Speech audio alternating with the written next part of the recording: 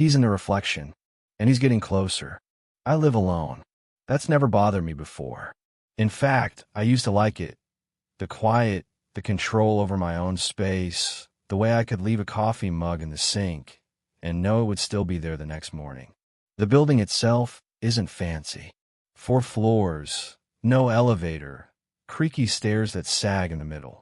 It's one of those century-old brick apartments you see sandwiched between glass high-rises, clinging to life like a stubborn tooth in an old jaw.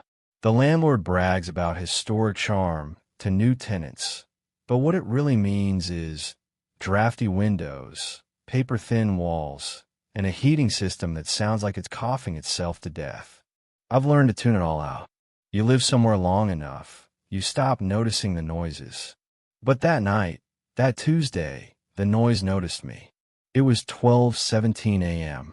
I remember because the green glow of the microwave clock caught my eye while I was reaching for another beer. I'd been half watching an old crime documentary on TV, the kind where the narrator has that calm, deep voice that could lull you to sleep even while describing a murder scene. The lights were dim, just the TV and a small lamp on my end table. Outside, the wind was rattling the window frames. Then the TV flickered. Not just a blink, the whole image shuddered like someone had grabbed the frame and twisted it. The sound warped, stretching a word from the narrator into something low and garbled. Then came the static. Not the snowstorm fuzz you get from a weak signal, but thick static, loud, distorted, almost wet. I leaned forward, beer halfway to my lips, thinking the cable box was about to die. The static broke. On the screen was a black and white image of a hallway. My first thought was security footage, but it wasn't any hallway I recognized. Still, there was something uncomfortably familiar about it. The wallpaper was an old pattern style, tiny faded flowers, and a single light flickered at the far end above a fire exit sign. The camera angle was fixed, like a CCTV mounted high in a corner. And then I saw him, a man, standing perfectly still at the far end of the hall. Tall, but not in a way that seemed natural. His proportions were wrong. The arms hung too low. The torso was slightly too narrow. Even from that distance, I could make out the sharp angles of his elbows as they bent ever so slightly forward. His head, it didn't tilt or turn, but I knew he was facing the camera. Facing me. He twitched. Just a quick, snapping movement of his right shoulder, like a puppet string being pulled. Then stillness again. I stared. My breath felt too loud. I told myself this had to be a weird TV signal crossover. Maybe a neighbor's baby monitor or some old building feed bleeding into my channel. The man twitched again. This time his head moved, a sudden, sharp tilt to the side, like he was studying me. And then, the TV went black. For a moment, I sat frozen, the room silent except for the faint whistle of wind at the window. I could see my reflection in the dead TV screen, pale, wide-eyed, mouth slightly open, and behind me, just barely in the dark hallway leading to my bedroom, a shape, tall, still, the same shape. I didn't turn around right away. I couldn't. You know that feeling when your body decides for you, when your muscles lock up before your brain has even finished the thought. That was me, frozen on the couch, still staring at my own reflection in the TV, because moving meant proving that shape was real. It wasn't a trick of the light. I could see its outline too clearly.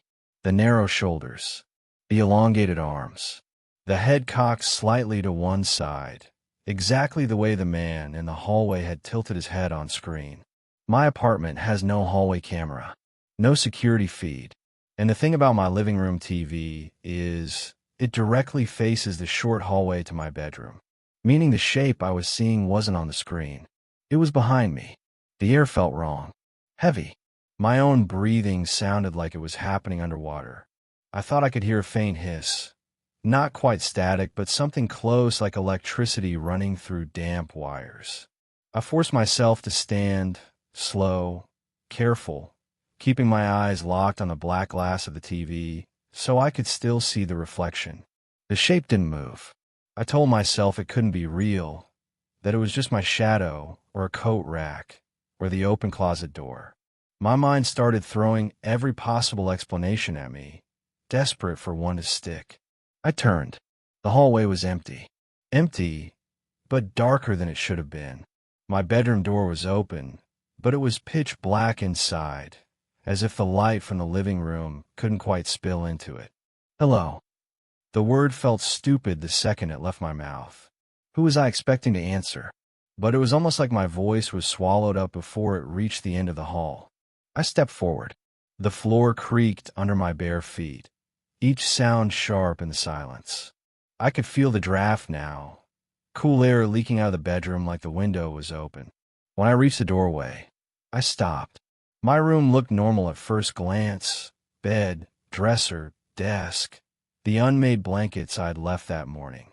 But the shadows were wrong. They seemed to stretch a little too far toward me, like they were leaning in. I stepped inside. That's when I saw the footprints.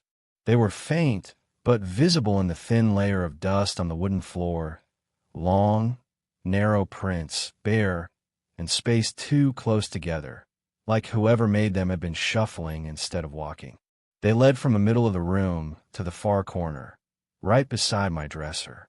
And there, in that corner, was the static. Not sound, sight. The air itself looked scrambled, like a faint shimmer, a distortion, as if I was looking at heat rising from pavement, only black and white, flickering. It shifted, and then something stepped out. It wasn't a person. Not exactly. The thing that stepped from the distortion had the shape of a man. Yes, long limbs, a crooked frame, but its skin was the color of old ash, flaking at the edges like it might crumble into dust if I touched it. Its face, or the place where its face should have been, was a mess of crawling, shifting static. No eyes, no mouth, just a blizzard of black and white noise that seemed to eat the light around it. The hiss grew louder now, deep and wet, like it wasn't coming from a speaker but from inside my head. My thoughts started breaking apart, like someone was tuning a radio and landing on half-finished sentences. I took a step back, but my heel hit the bed frame. I had nowhere to go. It moved toward me, slow at first, then with a sudden, lurching speed that made my stomach twist. Every step it took made the lights in the room flicker, not just dimming, but glitching like reality itself was skipping frames. When it was only a foot away, it tilted its head again, that same unnatural angle from the footage, and I felt something cold and sharp press into my mind. Not a touch, not physical. It was inside me. Images flashed. A hallway I didn't recognize, endless and dark. A series of closed doors. Something whispering behind each one. My own voice, calling out, but coming from a place I couldn't see. And then, silence. When I blinked, the static man was gone. The room looked normal again, except the footprints were fresh. New dust displaced, leading out of my bedroom, across the living room, and stopping at the front door. The door was locked from the inside. I told myself it was over. I had to tell myself that, or I wouldn't be able to sleep at all.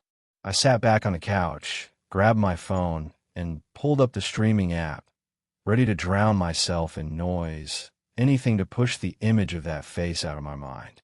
But the app had only one video in my continue watching list now. It was labeled simply, Live Feed Front Door.